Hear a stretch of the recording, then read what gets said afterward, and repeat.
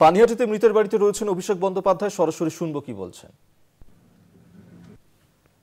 অত্যন্ত দুর্বল। আমি গতকাল শুনেছি তিনি কয়েকবার অজ্ঞান হয়ে গেছে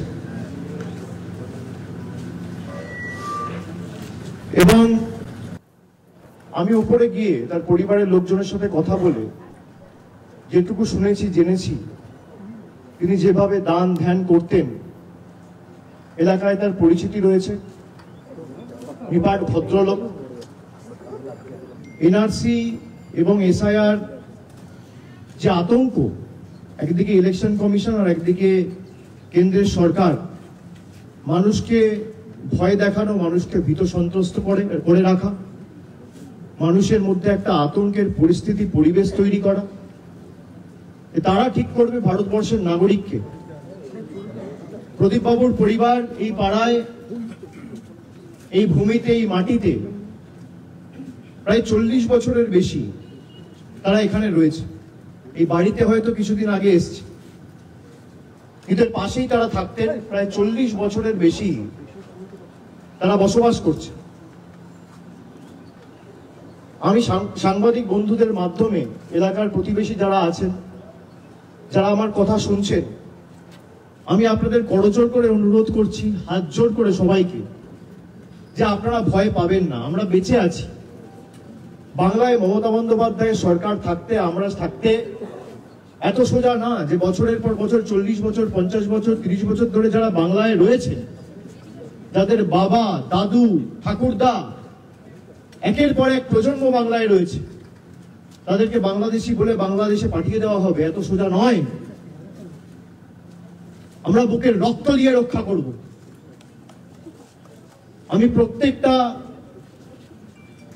লোককে, প্রত্যেকটা মা ভাই বোনেদের, প্রত্যেক পরিবার যারা আমার কথা শুনছেন, বিশেষ করে কলোনি এলাকায় যারা থাকেন, তারা নির্ভয়ে নিশ্চিন্তে থাকুন। কোন এসআইআর এনআরসি করে বাংলার একটা মানুষকে যদি এরা ভোটার তালিকা থেকে বাদ দেয়, আমরা 1 লক্ষ লোক নিয়ে নির্বাচন কমিশন ঘেরাও করব। কত ধানে কত চাল এদের বোঝাবো, এত সোজা নয়। আমি প্রদীপ বাবুর বাড়িতে থাকতে থাকতে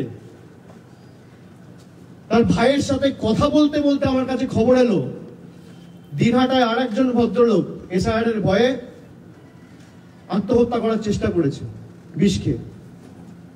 তাকে হাসপাতালে নিয়ে যাওয়া হয়েছে। আমি সর্বশক্তিমানের কাছে প্রার্থনা করি তাকে যেন সুরক্ষিত রাখে। কিন্তু দিনের পর দিন যেভাবে মানুষ আতঙ্কের মধ্যে বসবাস করছে, আমি সকলকে অনুরোধ করব, আপনারা চিন্তা করবেন না। প্রদীপ বাবুর নামে আমি সত্যি খুব লজ্জিত যে একটা রাজনৈতিক দল এতটা নিচে নামতে পারে। তাকে আক্রমণ করা হচ্ছে, ব্যক্তি আক্রমণ করা হচ্ছে, তিনি লিখতে পারেন কি না লিখতে পারেন সে নিয়ে কথা বলা হচ্ছে। তিনি পরিষ্কারভাবে লিখে দিয়ে গেছেন যে আমার মৃত্যুর জন্য দায়ী এনআরসি এবং এসআইআর। তারপরে ওটা নিয়ে রাজনীতি করবে। এবং পরিবারে উনি একমাত্র লোক যিনি পরিবারটা চালাতেন কাজ করে। তাদের পাশে একটা ছোট্ট দোকান রয়েছে। প্রয়াত প্রদীপ বাবু এবং তার ভাই তপন বাবু দুজনে মিলে এই কাজে দোকানটা চালাতেন। Soul earning member of the family. পরিবারের লোকেরা এখন চিন্তায় যে আমরা ঘর সংসার চালাবো কি করে, থাকবো কি করে, বাঁচবো কি করে। যারা নিজেদেরকে হিন্দু ধর্ম এবং সনাতনী হিন্দুদের রক্ষাকর্তা, বিধাতা, ধারক, বাহক বলে দাবি করে, একটা লোক এসে পরিবারটার খোঁজ নিয়েছে। 24 ঘন্টা হয়ে গেল, এরা ভাষণ দেয়। এরা ঠিক করবে কে বাংলাদেশ থেকে এসছে, কে পাকিস্তান থেকে এসছে। আপনারা শুনে রাখুন আমার কথা। বাংলাদেশের যদি আপনারা ম্যাপ দেখেন, মায়ানমারের যদি আপনারা ম্যাপ দেখেন, যেখান থেকে রোহিঙ্গা প্রবেশ করে, 4 থেকে 5টা রাজ্য রয়েছে। আর মায়ানমার আর বাংলাদেশের বর্ডার যদি দেখেন, সব মিলিয়ে 8টা রাজ্য রয়েছে। একদিকে মিজোরাম রয়েছে, একদিকে নাগাল্যান্ড রয়েছে, একদিকে মণিপুর রয়েছে, উপরে অরুণাচল প্রদেশ রয়েছে, তার নিচে মেঘালয় রয়েছে, আসাম রয়েছে, একদিকে ত্রিপুরা রয়েছে, আর একদম পশ্চিমে রয়েছে বাংলা।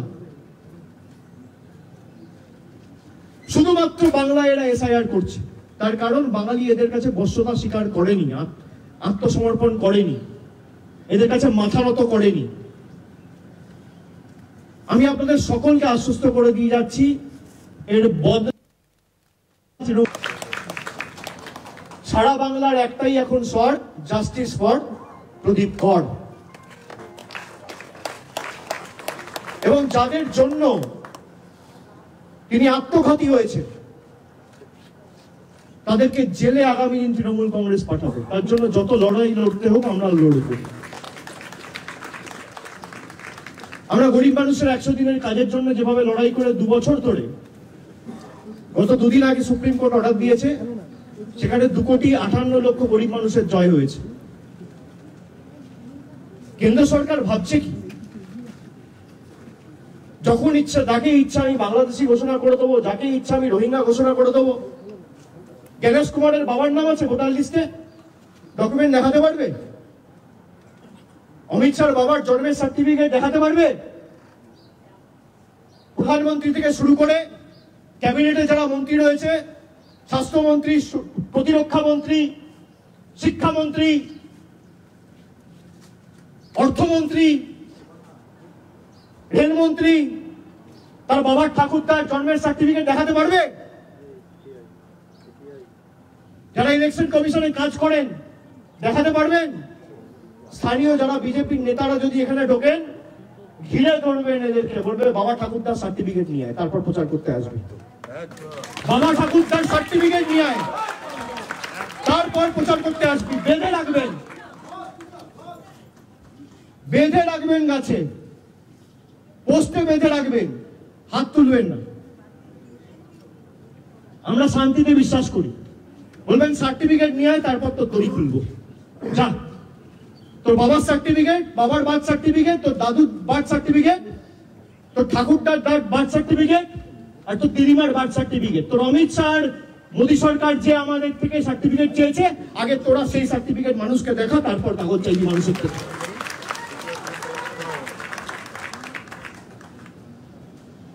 আর কেউ ভয় পাবেন না। 4 তারিখ থেকে এসআইআর এর ইনিউমারেশন ফর্ম ডিস্ট্রিবিউট হবে। জায়গায় জায়গায় তৃণমূল কংগ্রেসের ক্যাম্প থাকবে, আপনাদের পাশে দাঁড়াবে তৃণমূল কংগ্রেসের কর্মীরা, অতন্ত্র প্রহরীর মতো আপনার পাশে দাঁড়িয়ে আপনাকে সাহায্য সহযোগিতা হাত বাড়িয়ে দেবে। কেউ ভয় পাবেন না, ভয় পাওয়ার কোনো কারণ নেই। মমতা বন্দ্যোপাধ্যায় না থাকলে ভয় পেতেন, তৃণমূল না থাকলে ভয় পেতেন। যতদিন আমরা আছি নিশ্চিন্তে থাকুন।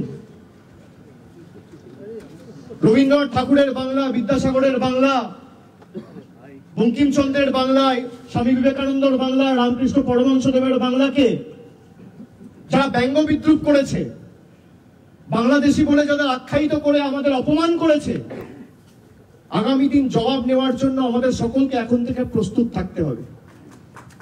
যে কটা ছাইপাস পড়ে আছে, আমি বলছি এরা যদি প্রচার করতে আসে, এদেরকে হিসাব চাইবেন প্রথমে, যে 11 বছর এদের সরকার ক্ষমতায় এই পানিহাটির জন্য, পাশে খড়দার জন্য, ব্যারাকপুরের জন্য কি করেছে। আর সেকেন্ড হচ্ছে বাপ ঠাকুরদার সার্টিফিকেট নিয়ে আসবি, তারপর ভোটের যে কোনো পত্র মানুষকে দিবি। যদি না দিতে পারে বেঁধে রাখবেন, আমি আছি। 4 তারিখ থেকে এসআইআর শুরু হবে। 4 তারিখ থেকে 1 মাস যতদিন ফর্ম বিলি হবে, আমি রাস্তায় থাকবো, আমি আপনাদের পাশে এসে দাঁড়াবো, চিন্তা করবেন না। সুতরাং আমি সকলকে বলবো যে আপনারা একেবারে নিশ্চিন্তে থাকুন, ভয় পাবেন না। এলাকার প্রতিবেশী যারা আছে, বন্ধু বান্ধব যারাই ভয়ে আতঙ্কে রয়েছে, তাদেরকে আপনারা বলুন ভয়ের কোনো কারণ নেই। 5 জনকে বাংলাদেশি হিসেবে বাংলাদেশে পাঠিয়ে দিয়েছিল। আমরা আইনি লড়াই লড়ে তাদেরকে হাইকোর্টে লড়াই করে হাইকোর্ট ঘোষণা করেছে এরা বাংলাদেশি নয়, এদেরকে ভারতে ফিরিয়ে আনতে হবে, আমরা তাদের নিয়ে আসার ব্যবস্থা করছি। অত সোজা নয়। আজকে যারা ধর্ম নিয়ে রাজনীতি করে, ধর্ম নিয়ে কোনোদিন রাজনীতি করা উচিত? কর্মসংস্থান, শিক্ষা, রাস্তা ঘাট, জল, পানীয় জল, পরিকাঠামোগত উন্নয়ন, school college, medical college, ITI, একটা সরকারের কাজ কি? উন্নয়নের যে প্যারামিটার রয়েছে আপনি সেই নিয়ে তর্ক করুন না, তথ্য পরিসংখ্যানের মাধ্যমে আসুন। আমাদের সরকার 14 বছর ক্ষমতায়, আপনাদের সরকার কেন্দ্রে 11 বছর ক্ষমতায়। আমি তো বলেছি বিজেপি নেতাদের,